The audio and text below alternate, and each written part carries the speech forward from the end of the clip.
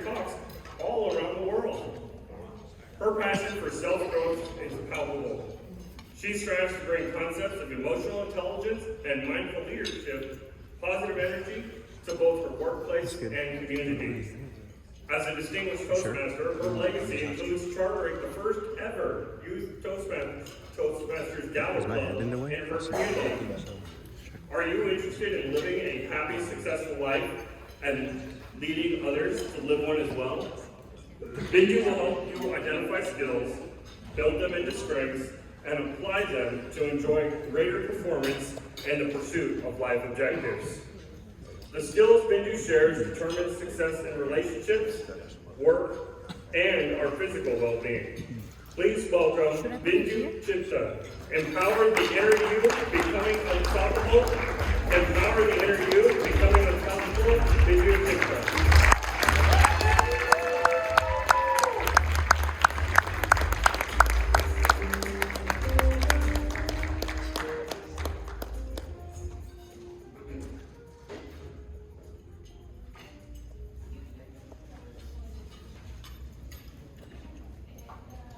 The question is, what would you like to leave as your legacy? What would you like people to remember about you when all is said and done? Will they remember how hard you work or how much quality time you spend with family and friends? Will they say you were adventurous or that you never tried anything new? Will they say you lived a joyful and fulfilled life or that you were never delighted? Now, with that image in place, what are you doing today to ensure the legacy you leave is the one you envision? As you think, so shall you be.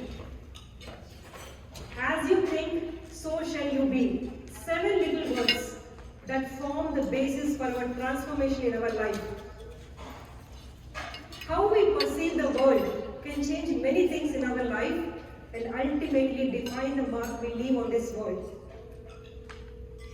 A famous poet once said, "Do not follow where the path may lead, but go instead where there is no path and leave a trail." That has become an anchor in my life. Today, I would like to share with you all few individuals who left that trail for me. First, my grandfather. My grandfather lost his father at a very young age. His mother took him to live with his uncle in a rural town with no schools. His uncle had a family business, and he told to my grandfather he can join him once he grew up. But my grandfather didn't want it to become a burden, and he also wanted to study. So at age around 12, one night, he left a note, took some money, went to a distant city. He supported himself by all means and enrolled in a school and completed his high school. His whole story of how he left his family, comfort of his home, studied, supported himself, worked hard, literally inspires me beyond words. I am his eldest granddaughter, and I learned how to be courageous and face your fears and strive through in the life and achieve your goals. Next, my father. He was 4th of his 9 siblings, and my father's family is all into farming. They are managing their own fields, and none of them are into education. And also my dad had some health issues when he was very young. So none of his family encouraged him to attend school. Instead, they discouraged him, considering his health is more important than his education. But my dad wanted to attend the school. And again, there was no high school in his town. He used to travel, bike, walk, whatever transport is possible to a distant city, and completed his high school. Once after that, he even finished 3 years diploma in civil engineering. He became a junior engineer in one of the government positions, and some beautiful duct constructions were done by him and his team. He finally retired as an all-India president of his department in his organization. I am his oldest daughter. I learned how to be determined, and keep your eyes on the goal, come what may, and achieve what you set to achieve. My father and grandfather are the two most important influential people in my life. Apart from many other things I learned, education is the most important thing, using which you will not only serve your family, but also serve the community. And I'm proud to share I'm the first girl in the entire generations of my family who completed a bachelor's degree in computer science.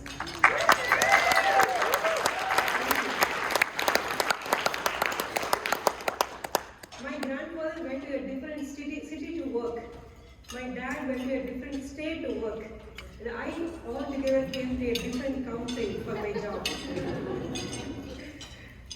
I got many certifications that came my way. And one of those certifications was Project Management Professional. As soon as it was years ago when it was first offered, I was the very first person in my organization to complete that. And little did I know, it opened big opportunity for me to come to United States on a project to lead a group of team members in Boston. That's how we landed in United States, opening big opportunities and doors for myself and for my family. In that process of getting myself a better at, I came across Toastmasters. In January 2014, I attended a Toastmasters meeting the very first time. I saw how other Toastmasters were brilliantly conquering their fears, giving their speeches. Sitting there, I thought, should I join or should I just sit back in the comfort zone what I created for myself? Then I remembered words I read in The Secrets of the Millionaire Mind. Courage is taking action in spite of fear.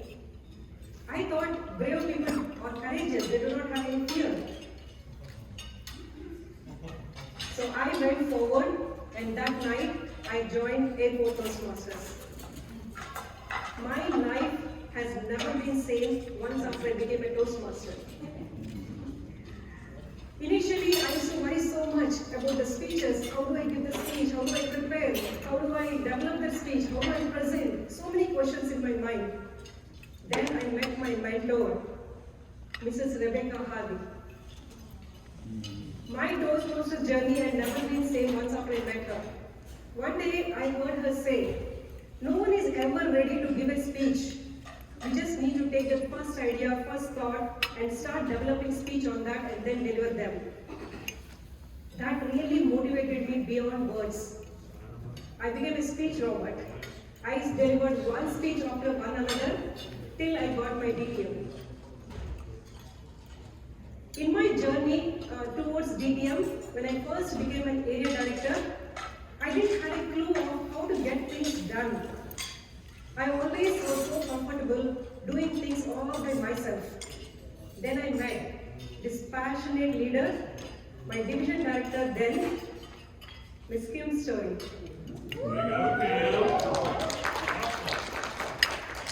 I remember one evening when we met in a workshop, I started whining, complaining about everything. Why clubs are not attending trainings? Why officers are not submitting reports? Why everybody is not doing what they're supposed to be doing? Who all can connect relate to that, right? I thought she will give me a solution in a platter or a magic formula that I can use for the rest of my area director year. Instead, she asked me a question. What do you think you should be doing in order for them to complete what they're supposed to be doing? I thought, what I should be doing is them. They should be doing in order to complete those tasks. Then we talked further. Then I understood that evening what is servant leadership is all about, which is built on the belief effective leaders strive to help others, serve others, helping them to achieve what they set to achieve. That has become my principle not only in Toastmasters but even at my workplace as well. In that journey, I think after I joined Toastmasters, maybe after a year or so, I realized that if I would have had this training in my childhood, it would have made a remarkable difference in my life. That motivated me to explore what programs Toastmasters offers for young children. Then I came across Youth Leadership Program. But I didn't know how to start. Someone mentioned the club board director might have some information about how to start new programs, new clubs. Then I met the fearless leader, my other mentor, Bobby Lee. One evening, I called her hesitatingly that I want to know more information about Youth Leadership Program. She listened and said, "Where do you want to meet?"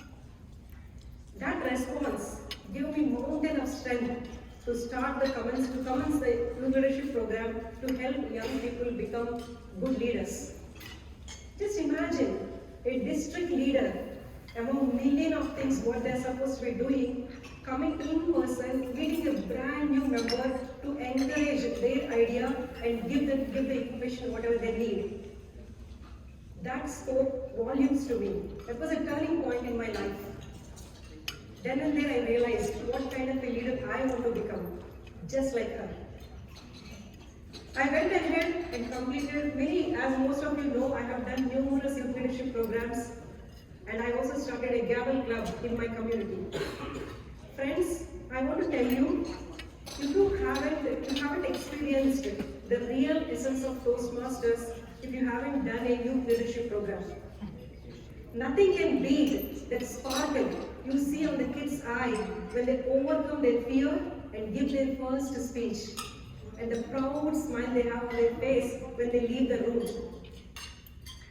Some parents tell me, this is one class, they don't need to push their kids. In turn, the kids remind them of the upcoming class. I don't think I can get any other best compliment than that.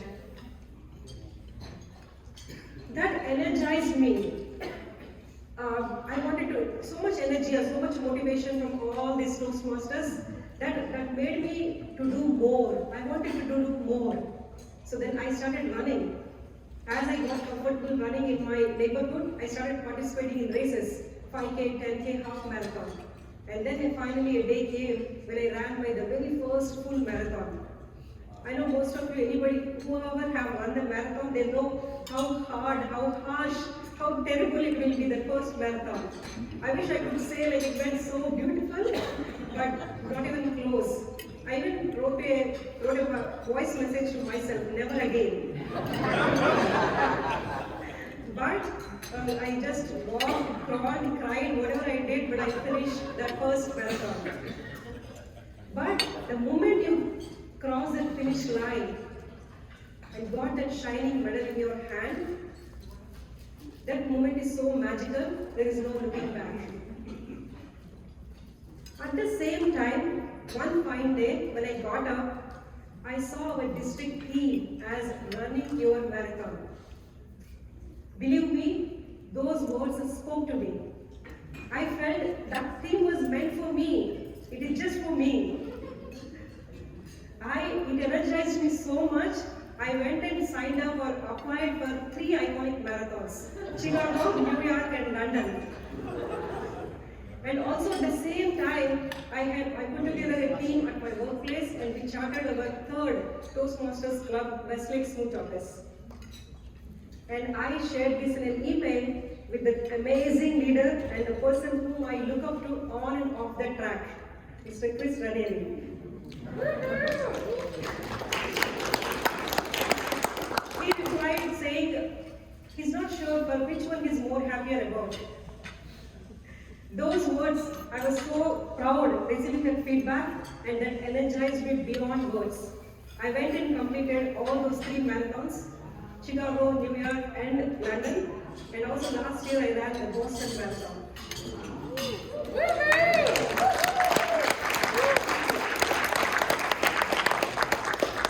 I would like to share with you all, as I was growing up, I wrote a small dream about making it to Guinness World Record.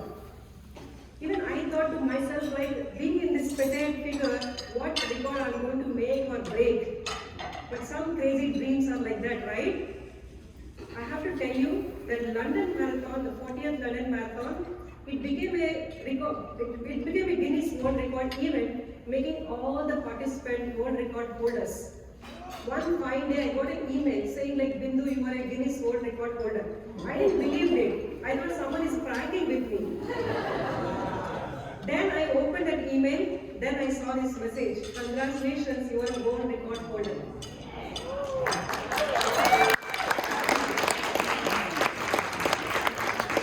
Dreams come true.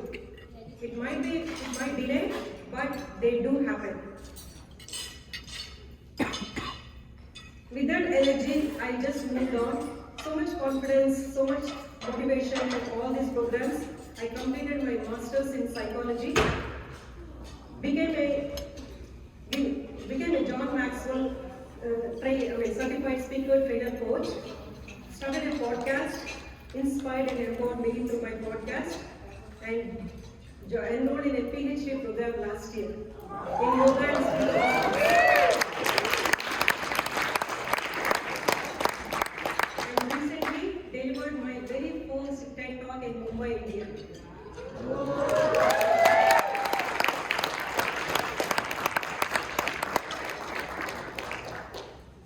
How do I do? What is the formula I follow?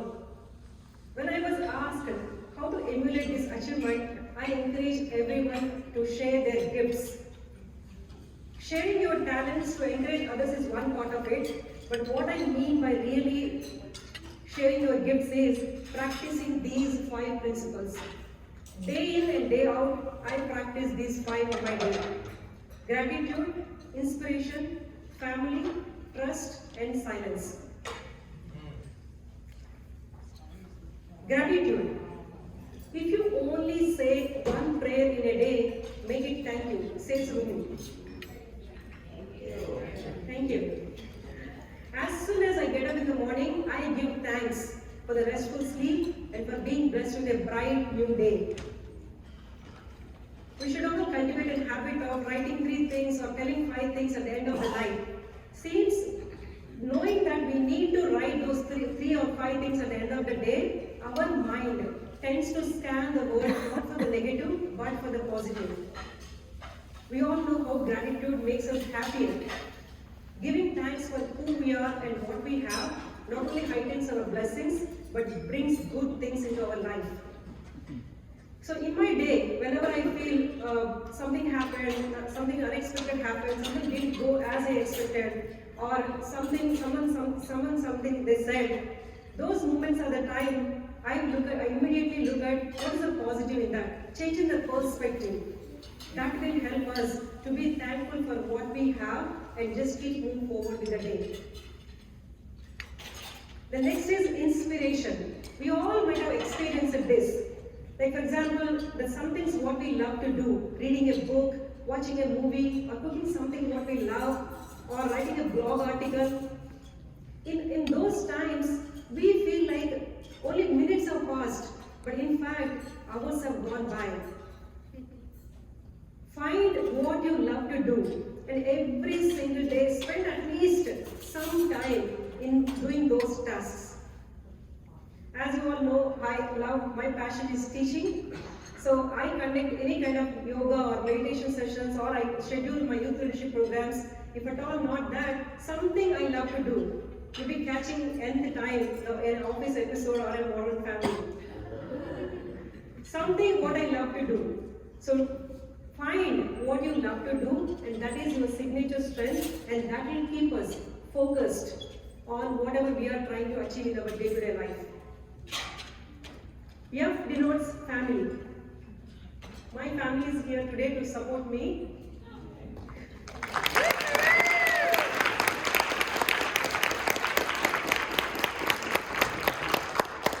My husband is my rock. Whatever I do in my whole life, or how many other things I might have shared with you all, without his support, I might have not done any of those things. And my children, I don't know how much they learn from me, but I learn from them each and every day.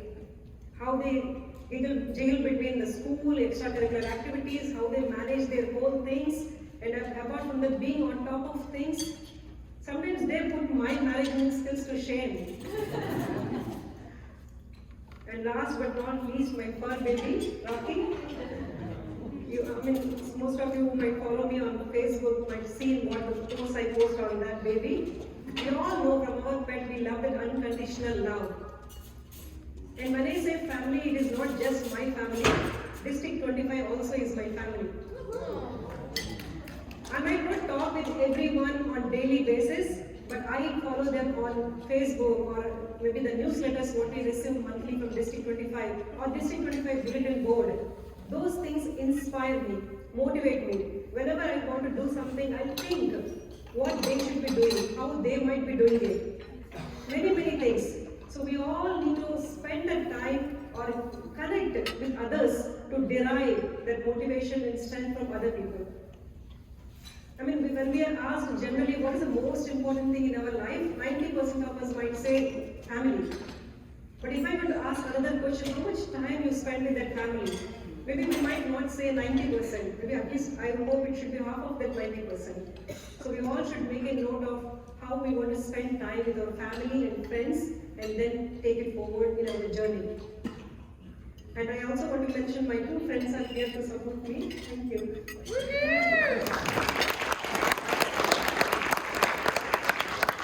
T stands for trust. I learned that life always will not go as we planned. And when we go through those adversities, disappointments, it's easy to lose focus and joy in our life. And that times I remember the motivational speaker whom I look up to, Mr. Joe Osteen, his words. It is exactly in those times we need to look back and derive our strength from those past successes. So in my day-to-day life, many moments come like that. Some things don't go as expected. But instead of getting demotivated, I look at my past success, what I might have achieved, what I might have done already, and I try to derive my strength from those things. And when we do that, when we surrender and have faith in destiny and keep moving forward, universe will definitely bring what we want to or where we need to be. And last but not least, silence. Many things to many people, meditation, yoga, mindfulness, multiple things. I won't say dedicate 45 minutes or 1 hour each day for meditation because our schedules are so busy, I don't think that will be a very possible thing. Instead, what I do or what I recommend is bringing that mindfulness into our day-to-day life. We all do many chores in our life, like brushing our teeth, taking a shower, sipping that hot cup of tea or hot coffee, or doing our home chores, gardening, anything. In those times, instead of letting our mind wander, let us bring that attention, consciousness into the thing what we are trying to do. Mind just wanders away, but again we want to compassionately bring back to what we are trying to do in that moment. So that is what mindfulness is all about, and we need to follow that rigorously to keep our mind calm. Gratitude, inspiration, family, trust, and silence. These are my 5 principles which I practice day in and day out, which helped me to keep focused, to keep motivated, and be driven on those goals what I'm working on. As Buddha said, we are what we think, and our world is fruit of our thoughts. The reality we live in is nothing more than projection of what goes in our mind. As law of attraction says, what we focus on that grows. Thus, if we focus on positive things, more positive things happen in our life, helping us to flourish. If you get a good idea, act on it. The faster you act, the better you become. And the more you persist, the more ultimately unstoppable you become. Thank you.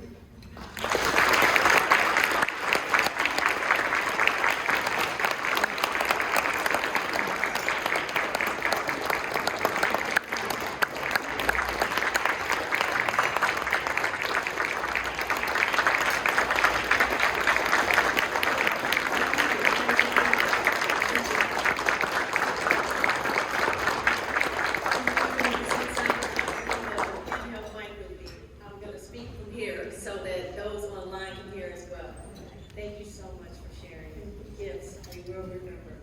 Right?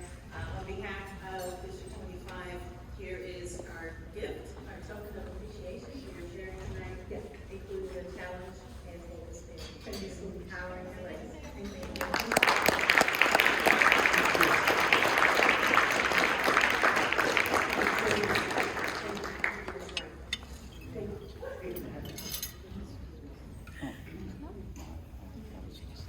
Now let's turn it back over to continue our program to our club growth director, our Toastmaster of the evening, Jesse Ford. Thank you, Rita. We will now take a 10-minute break before beginning the Distinguished Toastmaster ceremony.